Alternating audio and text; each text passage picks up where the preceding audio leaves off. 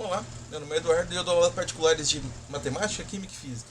E eu estou começando com um projeto de resolver as questões mais badaladas durante a minha semana. Então, muitos alunos me pedem algumas questões e aqui mais repetido durante a semana eu vou estar resolvendo para vocês em vídeo, né? Para vocês terem uma solução em vídeo e tirar algumas dúvidas quanto à solução. Então, a primeira questão badalada é a número 178 do Enem, né? Então, vamos lá.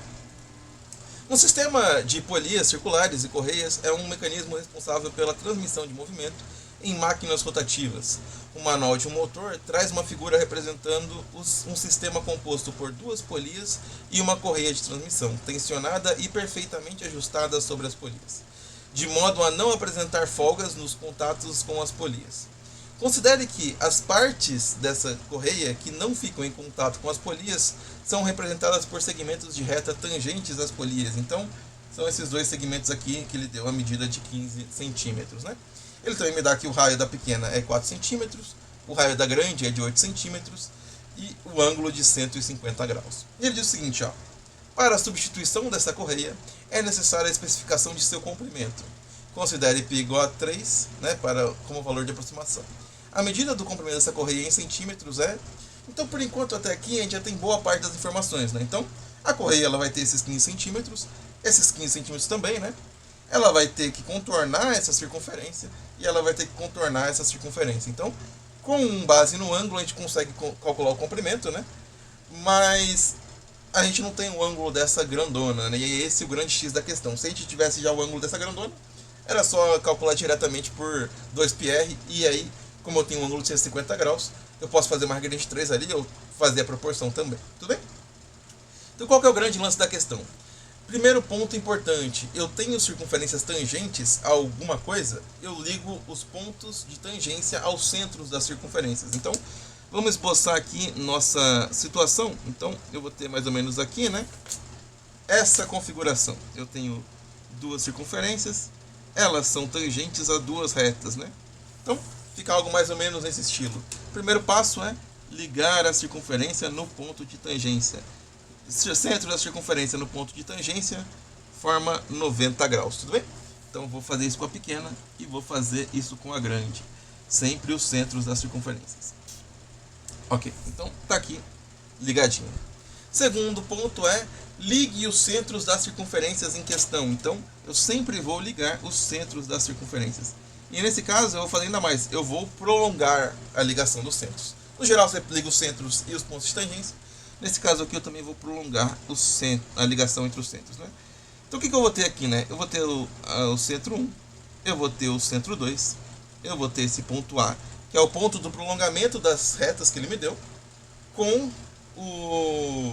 a intersecção dos centros das circunferências, né? Então, aqui o ponto A, aqui o ponto B, aqui o ponto C, por exemplo. Então, eu tenho A, B, C, C1 e C2. Tudo bem? A relação que nos ajuda a achar o ângulo que nos interessa é essa daqui, ó. Vamos supor que eu tenho esse ângulo aqui como sendo um ângulo alfa. Tudo bem? Se esse ângulo aqui é um ângulo alfa, o ângulo aqui mais interno da circunferência, ele vai ser 90 menos alfa. Tudo bem?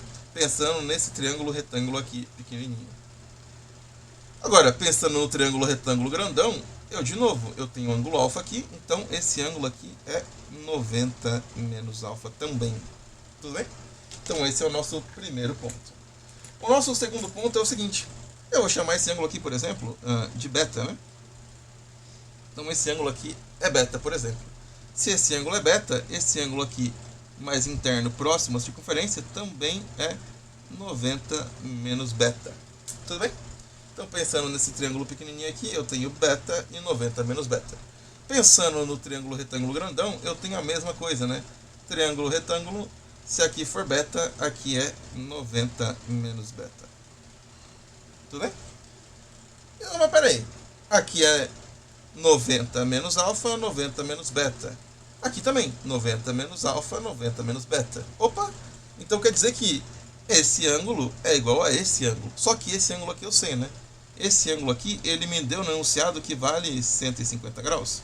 Então, 150 graus é igual a 90 menos alfa mais 90 menos beta.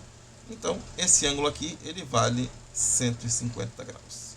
E aí, com base nessa informação, a gente mata a questão, né?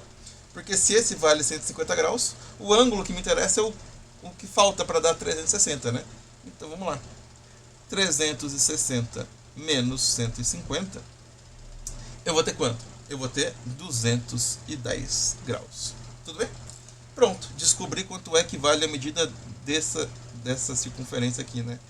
Isso daqui, eu vou ter um ângulo de 210 graus. Beleza. Então, próximo passo agora é só somar os comprimentos. Então, primeiro os dois comprimentos, um de 15 mais um de 15. Então, esses daqui a gente já consegue fazer tranquilamente, né? 15 mais 15. Agora, eu vou ter que somar um comprimento proporcional a 150 graus. Como é que a gente faz? Um comprimento total de uma circunferência seria o quê? 2πr1, né, que é proporcional ao raio da circunferência. Esse daqui seria o total, né? Como eu quero um parcial, eu posso multiplicar pelo ângulo que eu tenho e dividir pelo total. Essa expressão você consegue também achar pela regra de 3, né? Mas eu acho mais fácil fazer desse jeito. Qual que seria a regra de 3, Eduardo? Tô na dúvida aqui, né? Como é que eu faço? Você vai fazer o seguinte, ó. 2πr1, né? Opa, não tá no vídeo, peraí. Aqui você tá vendo, né? Então, 2πr1 tá para quanto? Bom, 2πr1 é o comprimento total, né? Então tá para 360. Assim como 150 tá para x. Tudo bem? Multiplicando cruzado, eu vou ter que x vezes 360. Opa. X vezes 360. Pegou ali. É igual a 2πr1 vezes 150. Tudo bem? Fazendo assim, o que eu vou ter? Que x é 2πr1 vezes 150 sobre 360. Então aqui é só um rascunho, né? Mas é da onde vem essa expressão aqui. Se ele é proporcional a 150, então eu multiplico o comprimento total por 150 e divido por 360. Tudo bem? Só um rascunho aí. Mesma coisa eu vou fazer para outra circunferência, tudo bem? Então, mais 2πr2 vezes, agora o ângulo é de 210 graus, como a gente achou ali. 210 dividido por 360. Então, qual que é o nosso comprimento total, né? Seria 30 mais. Ele falou para eu considerar π igual a 3. Então, vai ficar 2 vezes 3 vezes o raio da primeira. 4. Vezes 15 sobre 36. Já simplificando zero, né?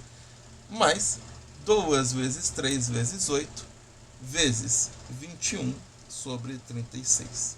Então, 30 aqui eu vou manter, né? E vou simplificando algumas coisinhas. Então, 30 deixa aqui. O 4 com 36 vai dar 9. O 9 com 3 dá 3. O 3 com 5 dá 5. Então, fica 2 vezes 5, 10. Aqui eu vou simplificar também, né? O 3 com o 36 dá 12. O 4 com o 4 dá 3 e sobra 2 em cima. O 3 com o 21 dá 7. Tudo bem? Então fica o quê? 2 vezes 2, 4. 4 vezes 7, 28.